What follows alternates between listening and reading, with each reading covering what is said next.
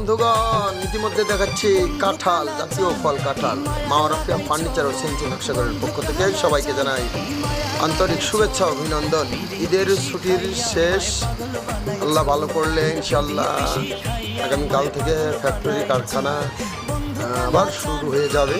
যেহেতু সবাইকে ঈদুল আজহার শুভেচ্ছা অভিনন্দন জানিয়ে ফ্যাক্টরি আবার শুরু করব। এটা আমার কারখানা বন্ধ আছে বর্তমান।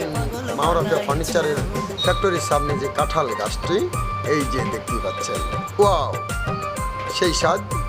আর গরমের রাজা এই কাঁঠাল, কিন্তু পাকলে সেই রকম স্বাদ লাগে এবং কাঁচার তরকারি রান্না করে খেলেও সেই স্বাদ লাগে। কে দেখতেই পাচ্ছেন গাছের অনেক পাতার ভিতরেও কাঁঠাল ধরছে। যেহেতু এই গাছটাতে ভরপুর সবসময় অনেক বেশি কাঁঠাল ধরে, এবারও ধরছে অনেকগুলো, তাই ভিডিও করে আপনাদের মাঝে দেখানোর চেষ্টা করলাম। যদি ভিডিওটা ভালো লাগে তাহলে অন্যকে দেখার সুযোগ করে দিন। মনে চাইলে লাইক কমেন্ট করুন। ধন্যবাদ সকলকে।